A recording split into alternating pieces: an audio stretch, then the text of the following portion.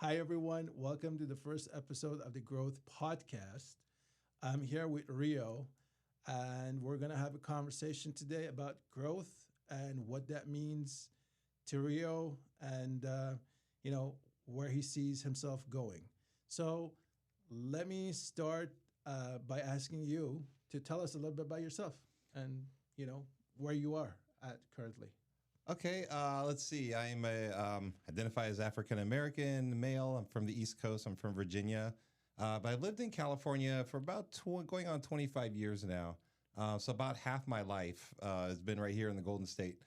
I am a biologist. I'm a biology professor. So being a scientist is a big part of my identity, and being a Yeah. professor is a big part of my identity. How long you been doing that for? I've been in the life sciences for about 20 years now, ever since I joined the Navy.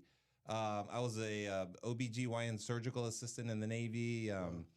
I worked in the pediatrics clinics in the Navy, OBGYN clinics, did a lot of C-sections and hysterectomies, pap smears, Wow. those sorts of things. As an active duty enlisted member, as a surgical assistant, the Navy sent me to the Naval School of Health Sciences down in San Diego, and I kind of learned a surgical trade there. That's pretty cool. Yeah, it's fulfilling. It was a good time. It was the best time of my life actually when I was active duty in the Navy. But that's what brought me to California. It was Uncle Sam Okay. bringing me to Camp Pendleton first, and then Balboa, San Diego, and then finally Lemoore Naval Air Station. They have a naval hospital on base here in the Central Valley, and I came to Lemoore here in the Central Valley about 2002, 2003, and I haven't left the valley since. I love it here. Okay. So Nice. yeah, and I'm a I'm a son. Well, both my parents are deceased now, so I guess technically I'm not a son anymore. Uh, I'm a brother. I'm a husband. I'm a father. Two high school boys who are very active in everything that they can possibly get their hands on. Anything to distract me from what I have to do. I have to play. How old are they? 16 and 14. Nice. A freshman and a junior. Like just today, my freshman had wrestling practice and it got canceled early, so it's just a bit. I had to drop everything and go pick up kids, in the middle of the afternoon, and a bunch of running around and stuff. So that's a big part of my identity as being a father in the taxi cab mode. Yeah. I wish they had an Uber Kids. And just like call it and they come and pick your kids up for you. I'm surprised that they don't. I know it. Like extra background checks, Like, Yeah. Yeah. The liability. Woo, maybe when they have like driverless taxis, robo taxis, maybe Yeah. that'll become a thing then. Yeah. Yeah. We'll never know. Yeah. So get on that Elon or whoever, Jeff Bezos, whoever's doing the radio control cars or whatever. So it sounds like you lived a pretty full life. You've had a very interesting career. You have a family. You have siblings. You're pretty social. Seems right. Yeah, I tend to think so. Yeah. So here's a question, and you don't have to answer it if you don't want. Do you have any regrets or something that? Because just thinking about what you're telling me, sounds like you lived a pretty full life. So, with that said, do you have any regrets, or maybe if not regrets, things you might have done differently? Differently. Yeah. One of my regrets is at this time in my life, I thought I wanted to become an MD, Yeah. medical doctor, and kind of the rule is you have to apply to at least 12 different medical schools, 15 sometimes, because it's a really competitive process. Definitely. I applied to 2 and didn't get accepted and just kind of gave up. So I sometimes I wonder what would have been like, what would it have been like had I kept Yeah. applying Yeah. until I at least got an interview somewhere. Yeah. But then again, I'm grateful for having worked in Navy medicine for almost a decade. I kind of see the lifestyle that doctors have, physicians, and I'm in retrospect, I'm kind of glad it didn't go that route. The compensation's nice, but it's a lot for a job. You're pretty much tied to the hospital, or if you go into private practice, it's all about the overhead, making sure. I realized at the end of the day, it wasn't for me. So after my bachelor's, I went to grad school. I got my master's first, and that's when the research bug hit me, and I realized this is my calling. Nice. This is where I want to be. I want to be a scientist. The research I'm all about the research. It's so much fun, so rewarding. It's so enlightening. And then so I went on and got a PhD. So I knew kind of I wanted to have a doctorate level education in some field. And I just thought, well, doctor, MD, And I was like, well, there's other ways to get that level of education. Absolutely. So I went the PhD route, and that allowed me to be the best scientist that I could be, and also offered me, career faculty positions at universities. So I guess one regret was that I didn't go to medical school, but here I am teaching pre-medical students human anatomy and physiology and human biology. So it's not so bad. It's a regret that kind of worked itself out for the better. Yeah. Okay. Kind of a financial regret, though. I wish I hadn't done was bought my house when I did it, because we bought our house at the height of the bubble. At the height of the peak and everything, because my wife was in panic mode. We got to buy a house. The prices are just going to get more and more expensive.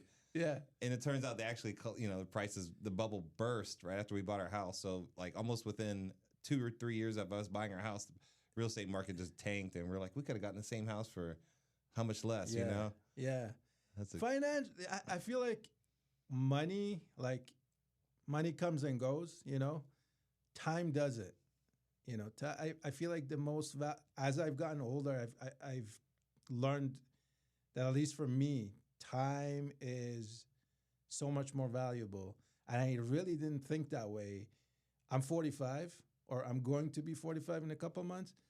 And I didn't think that way, like even 5 or 10 years ago. Now I'm like, shit, like time is of the essence, because, when I was younger, people, my uncles or whoever would tell me, oh, the speed of life picks up as you get older. And it really does. It's like when you're 20, 40 seems a long, long way away. And then when you're 40, 60 is not that far away. It really isn't. Yeah. And 20 is like way back then. Yeah. And I don't know why that is. It sucks, huh? It is what it is. Oh my gosh. Yeah. Okay. But you're right. We cannot get that time back. So I try to, I think one of your questions was, what am I not good at? And one of the things I'm not good at is making quick decisions, because I feel like we don't get this time back, and I'm at the stage of my life now where I don't want to make any more stupid decisions. So I wish I had a little, I would say I wish I had more time to think about decisions before I make them, because I have all the time in the world to make them, but I hate it when I'm confronted with something that like this needs your immediate attention, and I'm like, oh, can I think about it for a couple of days first and then get back with you, Because I feel like that's a scientist, sort of research person who likes to analyze and like take their time. Exactly right. Right? That is exactly right.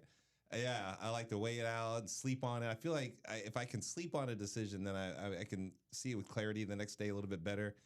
So that's you're right about that, about time fleeing, because you want to maximize what you have left. Yeah. Yeah. Yeah. You're not 20 anymore, right? No.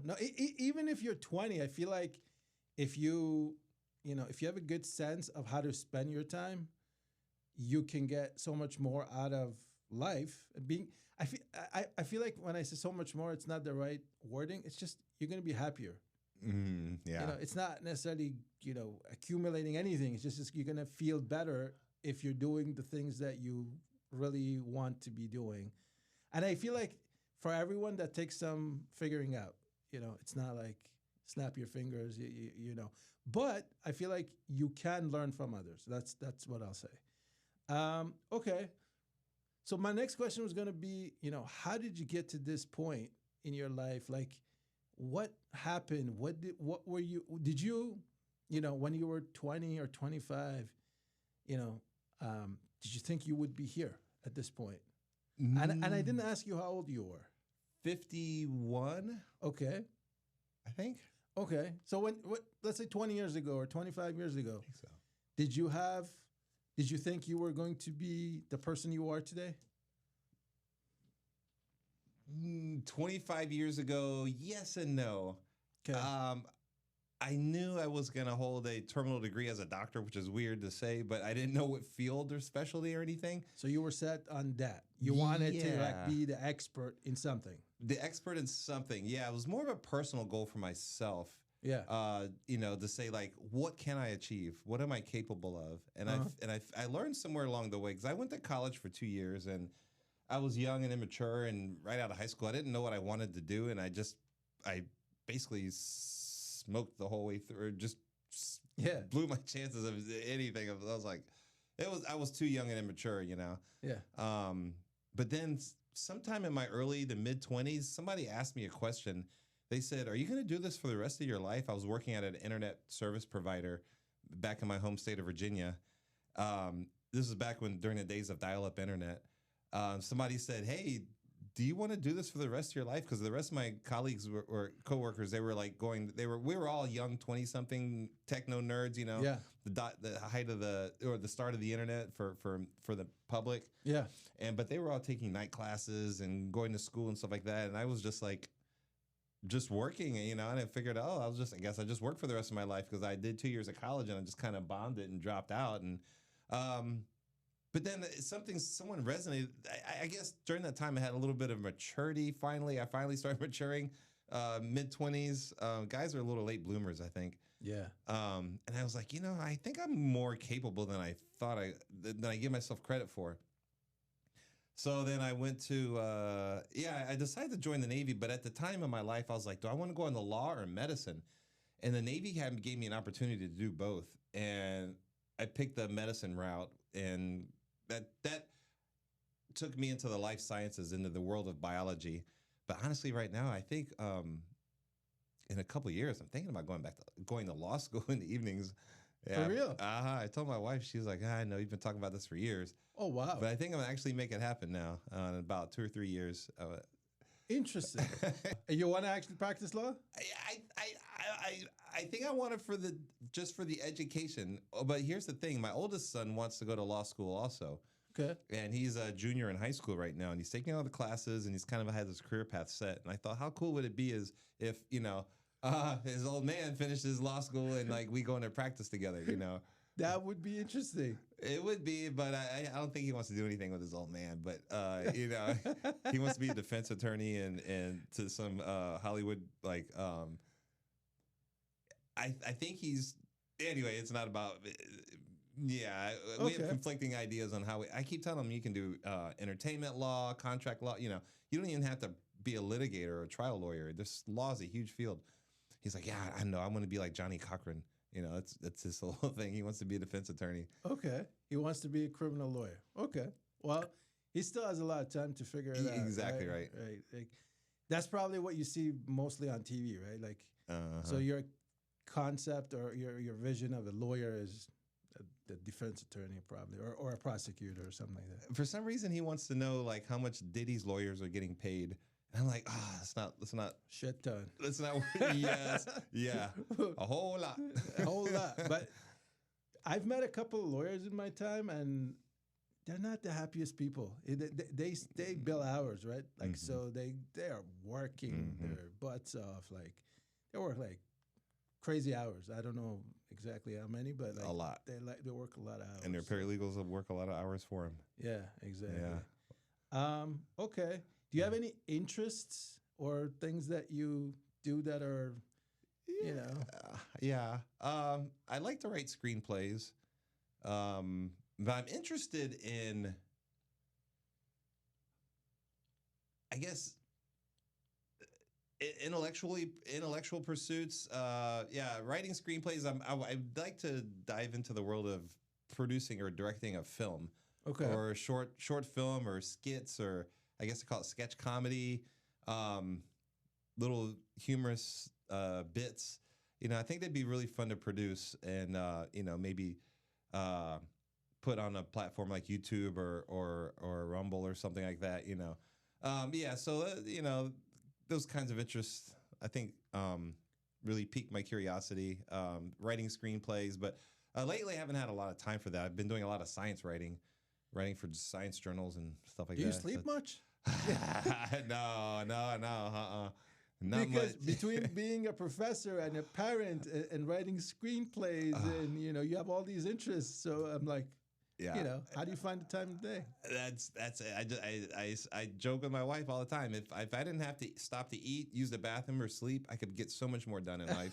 Those three things are just like, oh, I have to stop now and do this. But seriously, how many hours a night do you sleep? This past week, probably about 25 hours. This past week. For the whole week? For the whole week, yeah. Like 7 days? Yeah. About that. Maybe 30 hours, maybe. I can't remember the last time I had more than 4 hours straight of sleep. Oh, wow. Okay. But I take naps in the afternoons and stuff like that. Okay. Yeah. You recharge. Okay. Yeah. And do you... Sometimes I'll take a nap at a red light. Sometimes. Hope no Fresno police are watching this. Tap, tap, tap on the window. Are you okay in there? Yeah, exactly. You smell your breath. You've been drinking? No, it's just sleep deprivation. They actually, so that happened to me once. I got stopped by the police because they thought I was drinking and driving. And then I was actually, sleep deprived. And it was like 2 a.m. And I was like, there's nobody else on the road. I can like drive in between lanes. And then, this was in Boston. Oh, boy. Okay. So you can get a DUI for that, or they can get you for something, not DUI, but there's a charge. I think it's literally called driving while drowsy. Okay, If I didn't know that. Yeah, if they want to, they can actually give us tickets for doing that. Okay, I mean, that makes sense, honestly, because you're equally as dangerous as if you're half asleep. Maybe even more so than if you're drunk. Yeah, seriously. Yeah. Okay. So at this point in life, you mentioned a couple of things. What does growth look like to you? Like on a personal level, like you talked about, maybe going back to law or going to law school. You talked about, your thoughts about becoming a doctor, but, a physician. And screenplays, being a father, all of that stuff. Like, if you boil it all down, right? Given that we all have, limited time on this planet, and I feel like, I don't know, at least for me, I feel like by the time I hit like 65, 70, I want to wind down. I don't want to wind up. Yeah. So at this point in life, what is it that you think would help you, or not would help you grow? What does growth look like? Like, what do you see, or do you see something that looks like growth for you that's really exciting, and you're like, man, if I did that, that'd be really cool? I think for me, growth is embracing the concept of being a Renaissance man. Right on. Can you be an artist? Can you embrace the sciences? Can you embrace the humanities? Are you a scholar? Are you a gentleman? Do you have a trade? Are you good with your hands? Can you do all of these things as a man? Yeah. I feel like that's kind of like, for me, that's kind of like the standard of like of what it takes to be a Renaissance man. I'm not an artist. I could probably draw decently if I put my mind to it. But writing screenplays is an art. Exactly right. Yeah. And I think that's the field of art that appeals to me the most, like the visual arts, dramatic arts, performing arts, that sort of thing. So yeah, I'd like to be as well-rounded as possible. Medicine, law, science, art, music, culture, languages. I like to travel. I like to study foreign languages and stuff. So for me, that's what growth looks like, is improving what I bring to any conversation, or bring to a table, or bring to the dinner party. Like, oh, this guy's interesting. He has actually something to talk about on a wide variety of subjects. So I to me, that my growth to me is more how I've developed as a person, Yeah, from where I guess from where I've So so been. so I really like where you're going, and I guess my question is, you know, what is it? I feel like to have that kind of an ambition, there's something that gives you joy. There's like, yeah, man, Uh, like when this happens, I light up. And what is that for you? it's when something challenging is done. When it's done, I can look back and say, I put all this hard work into this and it's done. And what are those challenging things? And how does being a Renaissance man help you with that? Even this morning, as exhausted as I was, I dragged my happy ass to the gym and I lifted my. I was like, I could just take the easy way out, and I said, no, I have to finish my whole routine and get it done exactly what I need to do. Um, Okay. Spending a year writing 3 drafts of a screenplay and having it a polished copy that you can take to a studio and pitch it to them. That success, that feeling of this is something I've created. The idea of producing it. Works of art don't just show up. There's a story that's in the ether. In an artist or a writer, they kind of tease the bits and pieces out of the story out of the ether, Yeah. and they create something that it all exists in someone's mind, right? Exactly. But until it's actually physically created, it's just they're just ideas. So I like the satisfaction of creating something, making something, having something that like this is what I did. If I can't woodcraft, but if it was like a wooden bench, look, I made that bench.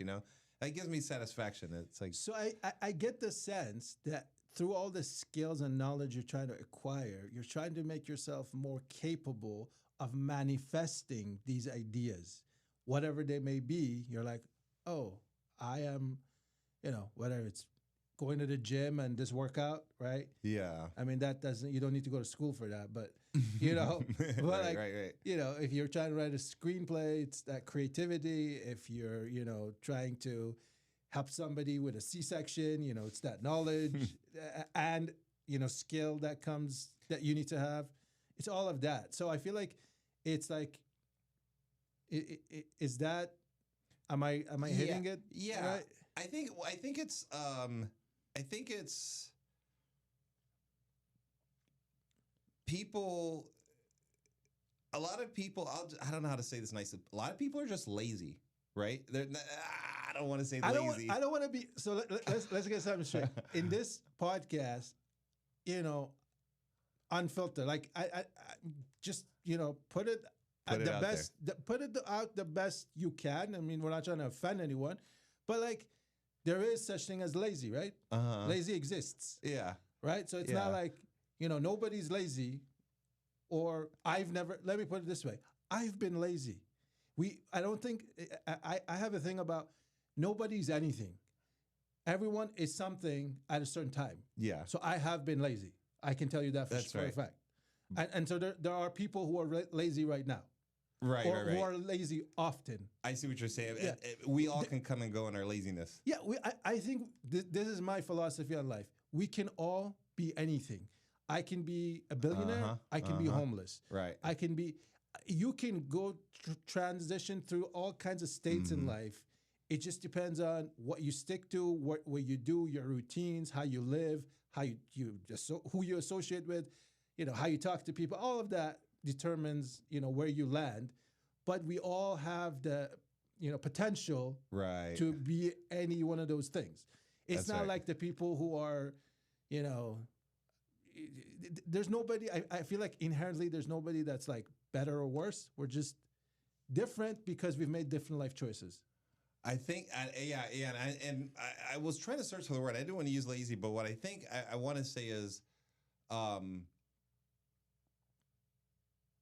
some people are willing to put forth effort to create something, or to do something, or to succeed at something. Other people are like, man, that's awesome that you put forth that effort to have, a PhD, or put forth that effort to create a movie or a podcast, Yeah. because a lot of people think, oh, I would love to have my own podcast, but are they putting forth the effort to make it happen, Yeah. And like you, for example, Asan, you're putting forth the effort to make this happen, right? Um, which I really appreciate you, by the way, but putting forth the effort to make this happen. You know, Absolutely. if you didn't put forth the effort, this wouldn't happen. You know, Yeah, this conversation wouldn't exist. it would not exist. And all of us who create something or have a vision or set goals out for themselves, as long as they're willing to put forth the effort, then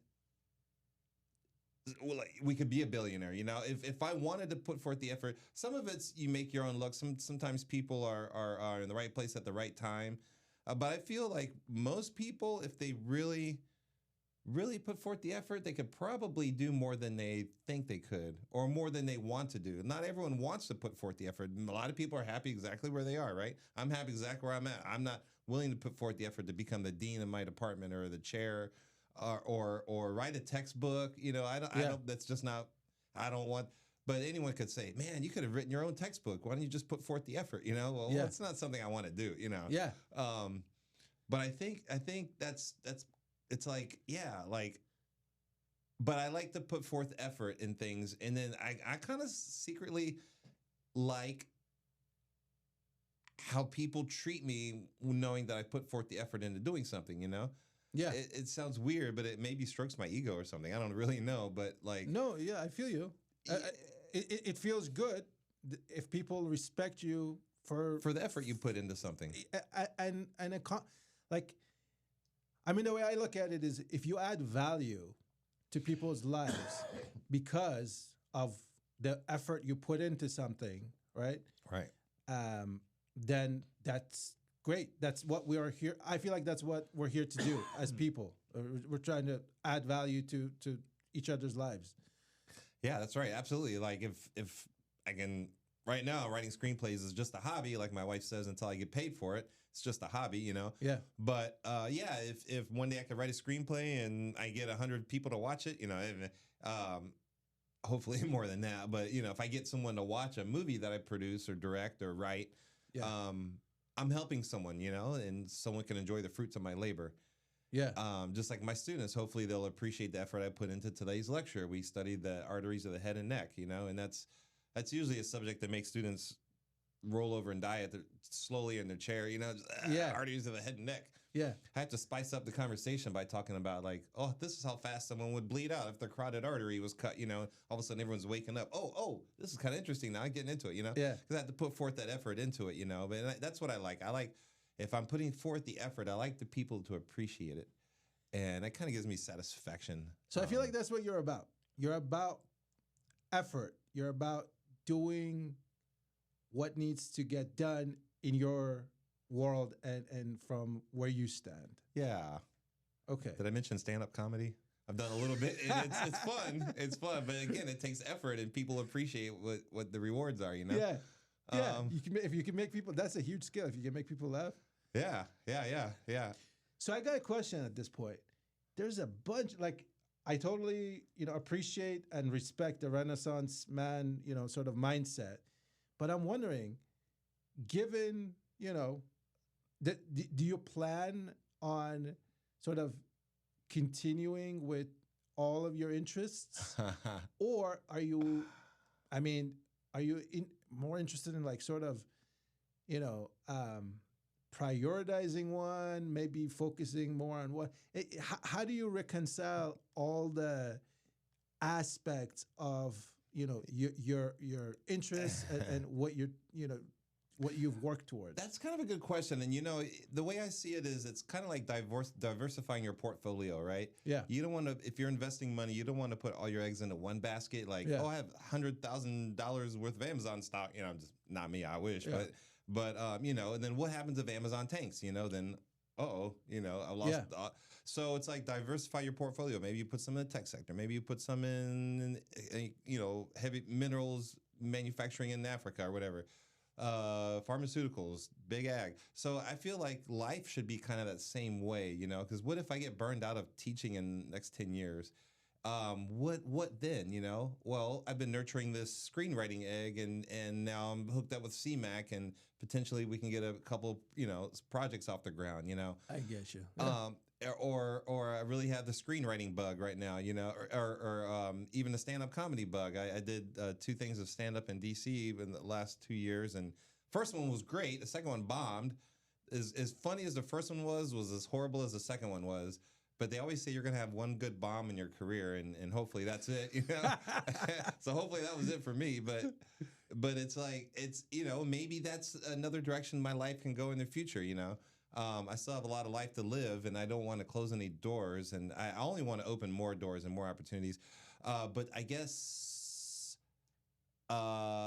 they say don't quit your day job. Yeah. You know, so I have to like maybe if something else kind of picks up in the future, I might, scale my teaching back, probably stop my research altogether and maybe just teach part-time and give myself some free time to take on some other projects. Okay. I think that would be fun. And that's kind of how I balance things out now. It's just more like I have a career, it's fun, but I want to like put my toes in all these other ponds or puddles or pools or whatever Okay. Yeah, no, absolutely. I get that. So, I drives guess my wife crazy, by the way. No, you don't. No, because I feel like that's what being a Renaissance person is about, right? Yeah. And I feel like there are people who like Da Vinci, right? Yeah. He did a bunch of different things, and he was really good at a bunch of different things. Yeah. Right. Yeah, he was. Did anatomy. He was an engineer. He was a painter. Like everything. He did. Like world class. Mm-hmm. Literally. Yeah. and you and I know about him today. So this it's so you don't sound crazy is what I'm trying to say. Right. What does the next year, 6 months to a year look like for you? In terms of, so you got the day job, I hear you're not, quitting that job.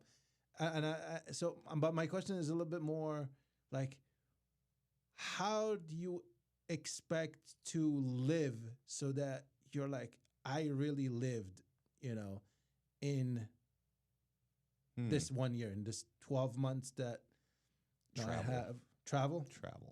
Okay. New Orleans at Thanksgiving, Mexico City, December for Christmas break. Armenia, Georgia, and Turkey. I was just in next Georgia. Summer. Really? Yeah. Oh my goodness, I can't wait. Awesome place. I highly recommend it. Tbilisi, the beautiful capital. city. Oh my goodness, I can't wait. If you drink wine, go there. I was gonna remember the phrase for. Do you have wine? There's a phrase I learned already. I was practicing my Georgian. Yeah. I like languages. So travel. I can't remember. Yeah, traveling. Traveling is where it's at for me. Yeah. Okay. Drag my family all around the world. Where have you visited so far? Just pretty much everywhere in Western Europe. Haven't been to Spain yet, which is weird because I want to go to Barcelona so badly. It's an awesome city. Yeah. It's imagine. Yeah. I see it on TV. It's really. I feel like the Renaissance man in you would appreciate Barcelona. I think so. It's very multifaceted. It's the old, the new. It's funky. Architecture is amazing. Yeah. Okay. Travel. Japan was fun. Yeah, but I just. So what? When do you? Is there a time? So I guess in the summers you have off. Or, Okay. Is that when you primarily? Yeah, when the kids are out for Christmas break, we'll do something like we're going to Mexico City for 10 days in December. Nice. And then usually in the summer, yeah. A lot of times, actually, we had to do one during the school year. This last time we went to, I forgot last time. Oh, it was Japan. Yeah. I had a conference, science conference. And I was like, let's pull the kids out of school for 2 weeks and drag them with us because everywhere we go, we bring our children, Nice. We don't want them to miss out. Where was I going with that? Yeah, you're telling us about traveling and going with your family, and in the summer I was.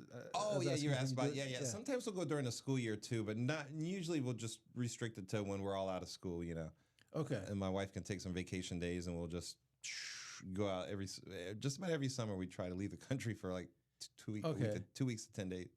10 days to 2 weeks. Is your wife also an educator? She's the literacy coordinator for Fresno County. She does a lot of education, but a lot of community outreach. Okay. She's the one who's in charge of the books that come and go into the public libraries, all 23 branches here in Fresno County. Oh, wow. Yeah, it's Okay. a pretty good job she has. Okay, cool.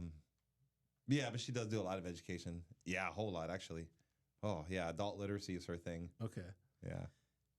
So, if you were to leave our audience with, some parting words of wisdom around growth,